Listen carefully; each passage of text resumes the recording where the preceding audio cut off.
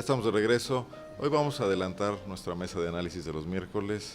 Yo tengo que salir en un rato más. Kenia Velázquez va a concluir este noticiero, pero yo no me quise perder la oportunidad de platicar como cada semana regularmente con Pepe Argueta y con Ramón Izaguirre. ¿Cómo están? Bien, buenas Bien, tardes. Armando, buenas tardes al auditorio, Pepe. Decirles nada más, porque luego ya no voy a tener oportunidad, que estamos oyendo un disco de Marianne Faithfull, esta groupie de los años 60 de los Rolling Stones, que terminó enredándose con Mick Jagger y luego se volvió cantante. Ajá. Dicen que Mick Jagger le dedicó esta canción, que luego ella cantaba, de As Tears Goes By, que es bellísima la canción. De los Rolling Stones.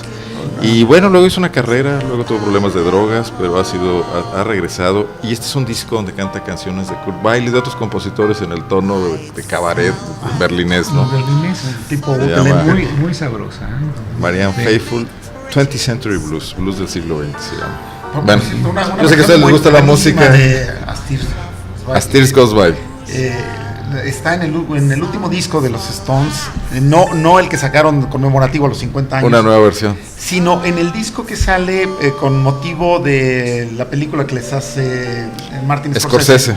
Es una de las mejores versiones que yo he oído de esa pieza. Es muy bueno. Es de las primeras, los primeros éxitos de todo el disco 60 es medios. Bastante recomendable. Y la película también, por supuesto. Bueno, y ya que estamos en temas culturales y musicales, ¿por qué no de una vez platicamos, Pepe, antes de entrar en materia, de la revista Plata que se presentó el día de ayer en Guanajuato? Una felicitación primero a Pepe y a todo el equipo de Pepe por la publicación de la revista. Un nuevo medio impreso en Guanajuato. Vamos a aquí se ve bien, ¿no? Un medio impreso que estamos haciendo un grupo de comunicadores jóvenes, excepto yo. Sí, claro. Con una versión. Bueno, pero el promedio ya mejora. Sí, el promedio me conviene. Es una visión refrescante del manejo informativo, con una serie de recursos. Aquí le damos más juego a la imagen. Además inicia con una entrevista a otra gran cantante y actriz, que es Susana Zabaleta, aprovechando que vino a San Miguel de Allende y que es embajadora del vino tinto mexicano. Y su frase para el mes: soy asquerosamente nacionalista. Sí. Una cantante vernácula guanajuatense, muy buena, local, que es Laura Carrillo. Laura Carrillo. Y en su restaurante Sabor y Arte en la capital del estado. Bueno, pues entonces, y esta es aquí Cecilia Gutiérrez y su exposición. Así es. Son temas de cultura, de sociedad, mira. Sí. Nuestra reciente adquisición, Giovanna Rocha, sí, ahora se suma a la mesa de las mujeres en la política, le hacen una entrevista también. Interesante. ¿Qué firma quién, José, la entrevista? Lo que pasa es que son trabajos colectivos. Esta entrevista la hizo Karina González. ¿Dónde se consigue la revista Plata, José? La revista Plata se consigue en cafeterías, restaurantes, estéticas, universidades, gimnasios en Guanajuato, en Silao, en algunos lugares de León y de San Miguel de Allende. Tenemos un acuerdo con Rosewood Artesana, donde hicimos la entrevista a Susana, justamente. Entonces, bueno, pues es de distribución gratuita. Esta es la correspondiente al mes de septiembre. Será mensual. Es mensual, es de distribución gratuita y tiene una versión electrónica en revistaplata.com con la tecnología de la IAR, que anima, es lo que se llama la realidad aumentada. Anima las notas y los anuncios. Nos meteremos ya al sitio web, pero muy bien impresa, muy bien editada, muy bien diseñada la revista. Ha tenido buena recepción, esperemos que siga con buena estrella. Bueno, muy bien. Gracias. Señores, yo quisiera comentarles y plantear el tema porque me parece importante y creo que va a tener, necesariamente va a tener rebotes en todo el país, en Guanajuato incluido. Pues este camino que nos ha venido sorprendió a muchos, por ejemplo, el tono de la reforma hacendaria de Enrique Peña Nieto, el camino reformista, que yo veo que después del pacto por México, Peña ya no está haciendo el gobierno que muy probablemente hubiera querido hacer cuando era el gran triunfador de la elección, o que consideraban sus aliados políticos que lo llevaron a la presidencia de la República, entre ellos los grandes consorcios empresariales del país. Sus viejas alianzas. Los medios de comunicación, sino que el pacto está rindiendo estos frutos dialécticos de que para poder Peña obtener respaldos a algunos de sus proyectos ha tenido que ceder espacios también a las agendas. Por primera vez en una negociación real, nada parecida a aquella de Salinas de te doy Guanajuato, Baja California, al PAN para obtener tu respaldo político, sino en temas de una agenda nacional. Creo que la reforma hacendaria retoma muchos temas de la izquierda, creo que la reforma educativa son muchos de la derecha, sí, así es. Y que todos están sacrificando un poco. Me gustaría que revisáramos eso. A mí me parece que el equipo de Enrique Peña Nieto, el PRI y los priistas más hábiles, sobre todo los más veteranos, pero con las generaciones nuevas, están realizando el viejo dicho de la política, el arte de lo posible. Lo han entendido, supieron que no podían aspirar a la restauración como la mayoría de los priistas creyeron después de 12 años de no estar en la presidencia de la República. Aunque hay priistas aquí en León que todavía no entienden eso, pero ya es verdad. Entonces, lo que están haciendo es yo lo llamé en la víspera del año 2000, una especie de testamento político que le debían al país los priistas, porque ellos fueron los que lo llevaron por estos rumbos extraviados, ¿sí? Y Vicente Fox ni entendió qué le tocaba hacer, y Calderón ni entendió ni pudo. Entonces, eran los priistas. Los priistas tienen que estar aportando, y la tradición política de México los reubica en el centro, que significa, en los hechos, concesionar a la izquierda y a la derecha, porque de otra manera no salen las cosas. El PRI no tiene ni la fuerza ni el prestigio para emprender por sí solo las reformas, no le queda de otra, entonces está haciendo concesiones, y yo creo que es una buena noticia. Y retoman el centro, retomando también lo que mencionaba Pepe, regresan al centro como hace mucho tiempo no lo hacían, ¿no? Digo, después de... Bueno, los neoliberales eran la gran alianza con el PAN, por eso gobernaron el país. El último PRI que vimos gobernando era un PRI más cargado a la derecha, muy alejándose cada vez más de la izquierda, y ahora resulta que es un PRI, retomo una editorial del País, del periódico español, que nuevamente se ubica en el centro a partir de este fenómeno que tú refieres, Arnoldo, de en algunas reformas ir con la derecha, en otras recoger algunas de las demandas de la izquierda, y que esto le esté permitiendo gobernabilidad. Yo creo que en términos generales también estar entendiendo buena parte del momento que vive México, cosa que, bueno, lo vemos a nivel nacional, pero no lo vemos, no se recoge a nivel local en algunos casos, como mencionabas, ¿no? Comentando lo que dices, o sea, en esa polarización, el PRI, por ejemplo, de Salinas, de la Madrid, de Zedillo, se alió con el PAN, y los priistas de izquierda fueron los que se fueron a fundar el PRD y aliarse con los partidos que estaban en algún caso hasta fuera de la ley, ¿no? Dejando dos grandes extremos confrontados. Ahora eso cambia. Me parece algo muy parecido a lo que hizo Deng Xiaoping en China, con todas las proporciones guardadas, o sea, en el tema del pragmatismo. O sea, no veo a Peña diseñando una política, por ejemplo, en diciembre, cuando tomó posesión, diciendo voy a hacer esto, sino que van un poco caminando como le permiten las cosas. Me pareció muy significativo, y pues bueno, ya todo el mundo lo ha dicho y lo ha escrito, el propio López Obrador, que se esperara al meeting del domingo, que no llegó al Zócalo y fue en el hemiciclo a Juárez, para anunciar después la reforma hacendaria. Yo estoy casi seguro de que Peña Nieto tenía en el escritorio un plan A y un plan B, y que decide el plan B, no por las 50,000 gentes que juntó López Obrador, que son importantes, sino por los maestros, por Cuauhtémoc Cárdenas marchando un día antes, diciendo, esto los va a unir, les va a dar el gran pretexto para unirse, si va el IVA, alimentos y medicinas. E iba a sacar a otros sectores sociales a la calle. El cálculo político estuvo muy bien hecho. El IVA incluso nos muestra algo muy interesante. Los tecnócratas siempre estuvieron equivocados, porque las recomendaciones sucesivas, y siguen diciéndolo, sobre todo la gente del PAN, hay que gravar el consumo como fórmula única. Fácil. Sí. Y muy rápida de aplicar. Pero se está demostrando que no era la única. Se redistribuye el costo, ¿verdad? Incluso con algunos recursos políticos muy interesantes, como IVA a las colegiaturas, que es muy probable que caiga, para que se vea una concesión a los detractores, que son sobre todo el sector empresarial y el PAN. Hablando incluso a nombre de las clases medias, que son en realidad las que están cargando con el costo. Es una capacidad de reacción muy rápida. Muy rápida. O sea, si tomáramos esto que dices, Arnoldo, de que había diferentes planes dependiendo de lo que estuviera ocurriendo, bueno, está reaccionando muy rápido, aun si no los hubiera, a partir de, lo comentábamos, si no me equivoco, hace 8 días de la primera crisis que hace el Pacto por México, se está viendo una capacidad de reacción rápida. Sí, y de enmendarla y de navegar por donde se puede navegar. O un manejo de escenarios y de elecciones. Bueno, pues de todas maneras se ve un oficio, ¿no? Finalmente nada se plantea como irreductible. Se ve un oficio y sí están respondiendo a los momentos. Y un think tank trabajando. Bueno, tampoco es Peña, ¿no? Sí. Pero tiene la virtud de hacerles caso. Tiene un grupo de gente que sabe, que están midiendo las cosas, que tienen perspectiva. Por ejemplo, yo veo muy claramente que Emilio Choifet es un elemento de desgaste que va a ir a la confrontación directa con los maestros. Ya fue con el Bester, ya fue con la CENTE, pero no es el gran reformador educativo. No. En un momento dado es intercambiable, pero están jugando con relevos, o sea, como no lo está haciendo la selección nacional, por ejemplo. ¿No? Sí, efectivamente. Con funcionarios fusibles, igual veo a Osorio, ¿no? Si se desgasta mucho, ahí está Luis Miranda en la subsecretaría.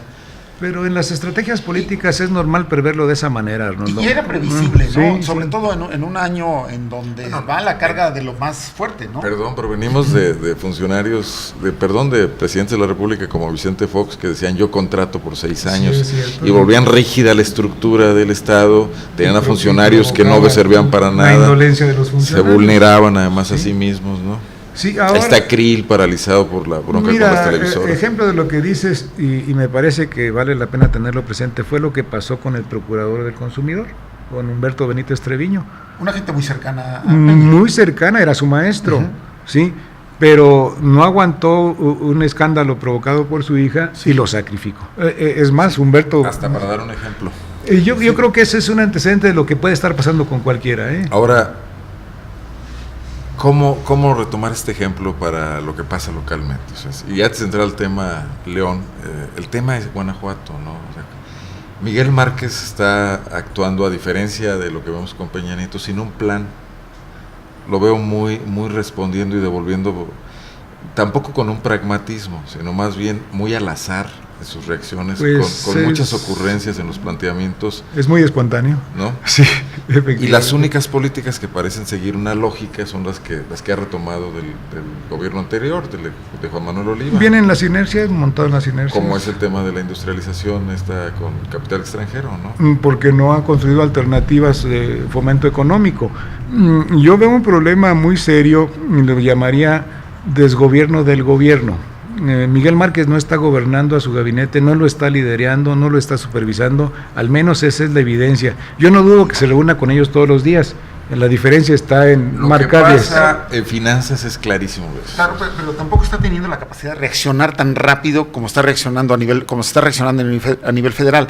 O sea, no está sabiendo, y también lo hemos comentado, no está sabiendo hacer una propuesta del Estado a nivel federal, porque pareciera que no se están entendiendo lo que está ocurriendo allá. ¿Ustedes han escuchado a Peña Nieto elogiar a algunos de sus funcionarios?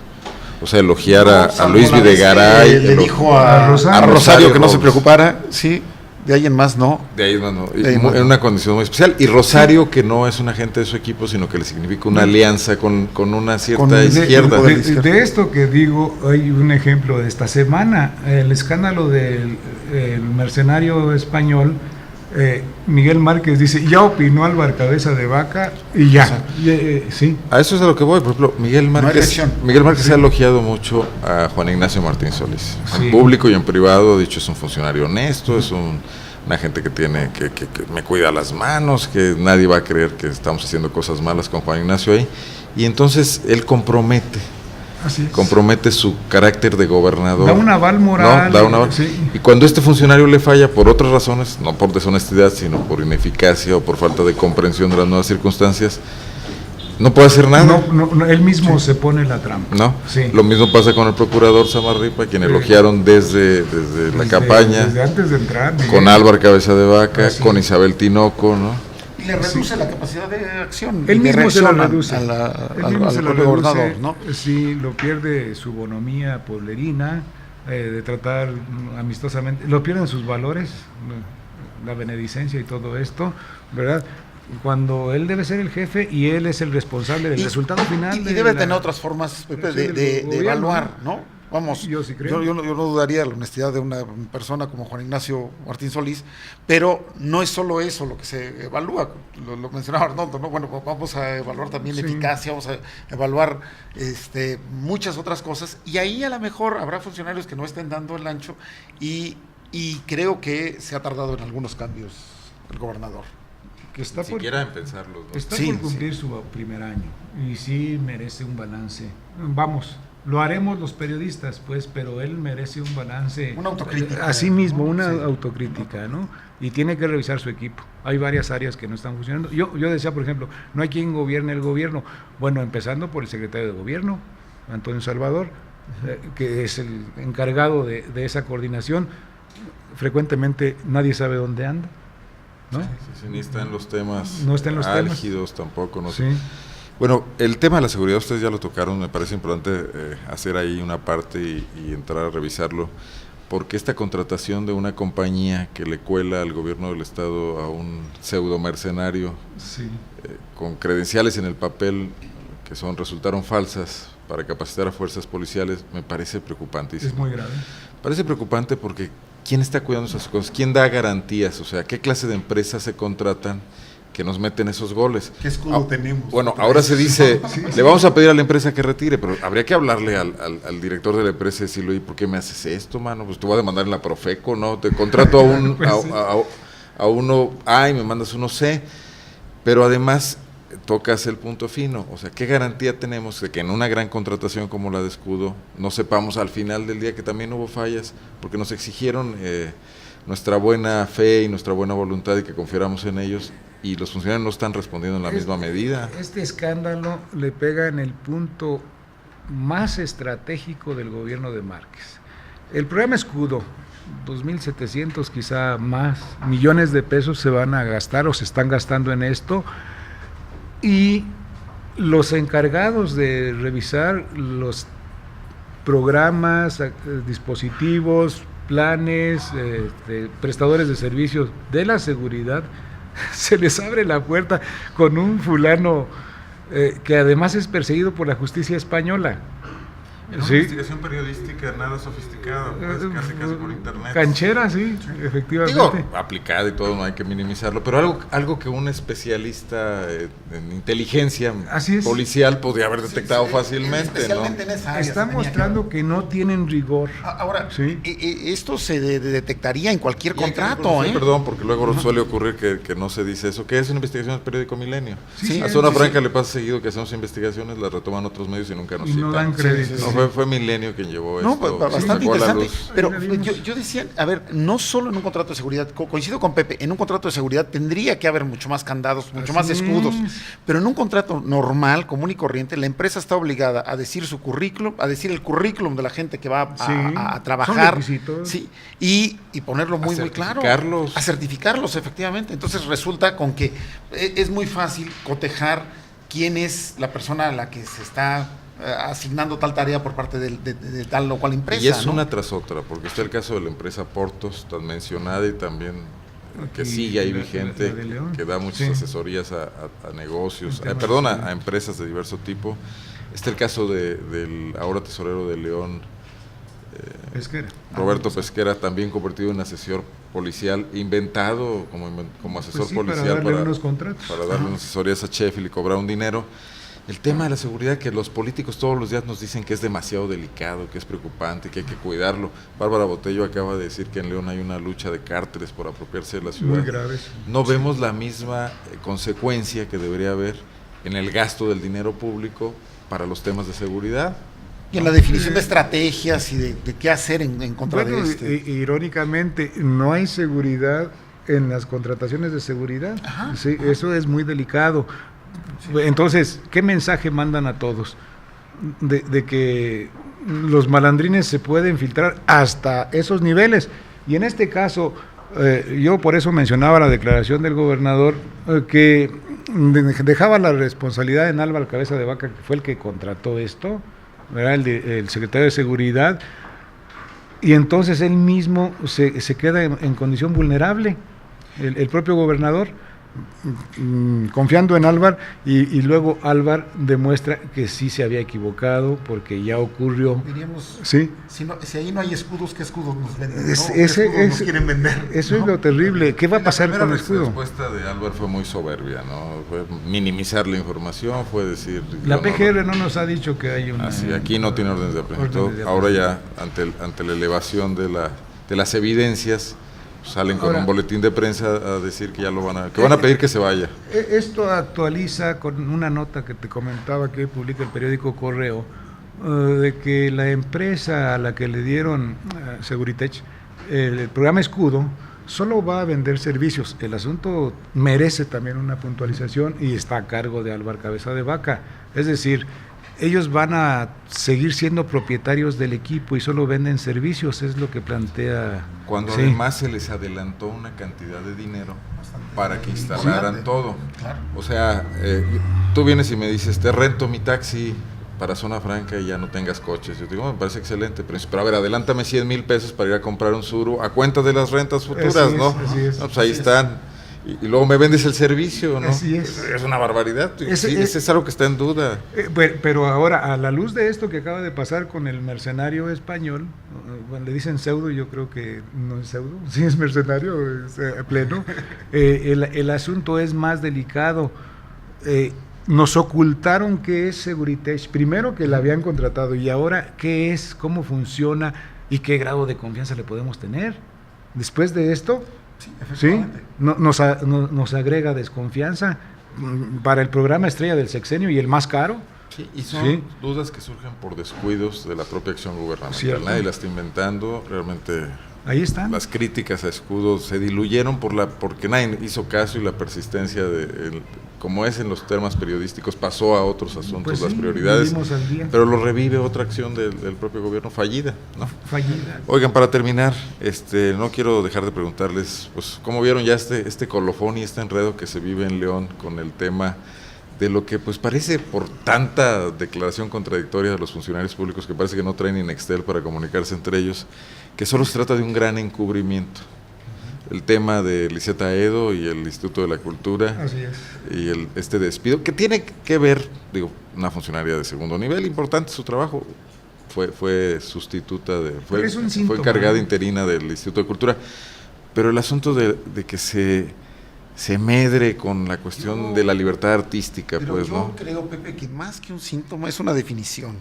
Bueno, porque te voy a comprar la idea. Yo creo que define el gobierno, y a mí me resulta muy preocupante, mientras que hay señales de un gobierno federal con otro tipo de actitudes, tenemos a un priismo local haciendo, no llevándonos por los caminos del siglo XXI, ¿no? Sino queriendo regresarnos Te voy a decir como de Don Perpetuo del Rosal, que ya nadie se va a acordar de quién es. No, claro. O sea, un cacicazgo pueblerino. Eran los supermachos. Yo diría que se podría aplicar a aquel bellísimo cuento de Tito Monterroso, ¿no? Despertamos y resulta con que ahí está el dinosaurio, ¿no? Efectivamente. Tres estampas, bueno, una de ellas es esta contradicción entre Martín Ortiz y Luis Fernando Gómez Velázquez. Las frases de Luis Fernando Gómez, que bueno, pues es un hombre que muy moderado, nacional, diciendo, tenemos que supervisar lo que hacen los artistas cuando les pagamos, ¿no? O sea, si les damos dinero para que hagan una obra, sí tenemos que supervisarlo, si no podemos permitir que en esa obra nos ataquen, regresando un siglo prácticamente en la historia, ¿no? O sea, diciendo, el Conaculta, que patrocina muchas obras de teatro, tendrá que estar... está lo que dijo Martín Ortiz. Exactamente, sí.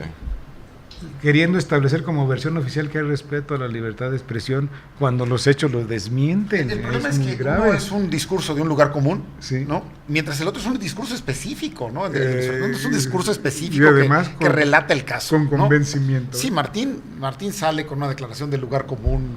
La segunda estampa es esta contradicción flagrante el día de hoy por las declaraciones de Sebastián Serra al Heraldo de León y al Correo, donde... Ayer a Kenia Velázquez, Alfonso Barajas, presidente del Consejo, le dijo, es una decisión que tomó Sebastián y lo apoyamos.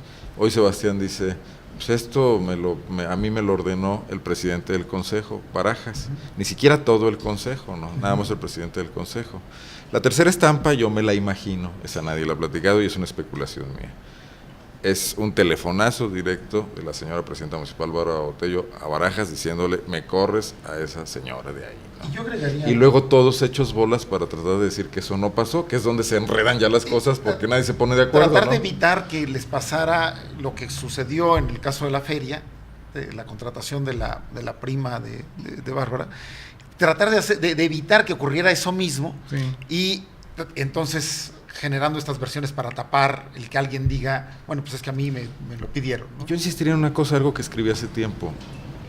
Ya nadie se atreve en la Administración Municipal de León a decirle a Bárbara Botello que no, que algo no se puede, que no es conveniente, que eso no. Nadie se atreve a decirle, oye, si vamos a hacer eso, yo mejor renuncio, porque esto nos va a llevar al desastre. O sea, entonces la están dejando que consume sus errores y sus exabruptos, lo cual es muy delicado para una ciudad como esta. Y para un gobierno, Arnoldo, porque entonces quiere decir que no tiene colaboradores, tiene subordinados, no quiero usar otras palabras más feas, subordinados que no le ayudan porque no le van a servir para ayudarle a corregir, ¿sí? O sea, están pegados a la pared cuidando su lugar en la nómina. Un absolutismo, pero teñido de incultura, de falta de oficio político y de mucha visceralidad, ¿no? Yo a tus 3 estampas pongo una estampa de fondo. Bárbara Botello metiéndose en una minucia, con un carácter totalmente despótico, y una estampa bis. Lamentable la situación en que queda Sebastián Serra. Su prestigio, fue un gran rector de la Universidad Iberoamericana, siguió sirviendo al sistema jesuita en Tijuana, según entiendo, y viene y se enreda con este asunto, porque al final de cuentas él es el responsable.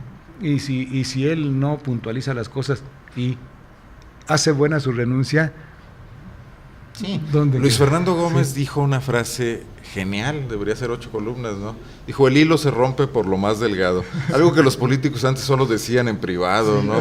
O sea, hay que buscar un chivo expiatorio, pues que sea Liseta Edo, que además es panista y viene de la administración anterior y todo. Pero realmente, si Bárbara ha estado muy enojada y no le gusta cómo se está manejando el Instituto para la Cultura de León, pues sí, el responsable sería Sebastián, ¿no? Es Sebastián, y bueno, el asunto es que va a seguir subsidiando con este prestigio que trae este tipo de decisiones que atentan, hay que subrayarlo, contra la libertad de expresión y de creación, y aunque el gobierno pague estos programas, no tiene derecho a la censura, de ninguna manera. Así es. Yo diría, o sea, no solo no hay, sí hay un proyecto cultural. Ni a la censura ni al control. ¿No? Pero ahora resulta que el proyecto cultural, la base del proyecto cultural son esto que menciona Pepe, ¿no? O sea, no interesa qué tanto arte hay en ellos, sino qué tanta censura se puede ejercer. Versiones oficiales. Sí, efectivamente. Sí, ya Un ni los soviéticos. Un arte stalinista, un arte soviético. Exactamente. Señores, sí. Aquí le dejamos, ¿les parece? No nos vamos a ir hasta las 3:15 de la tarde, como le hacemos normalmente. Muchas Muchas gracias. Gracias. Gracias por haber aceptado el cambio de horario. Nos vemos aquí la próxima semana. De acuerdo, gracias. José Arguete y Ramón Izaguirre, muchas gracias. Buenas tardes. Yo hago una pausa, continúa con esta conducción. Kenia Velázquez, los espero yo el día de mañana aquí en Revista de la UNA. Gracias.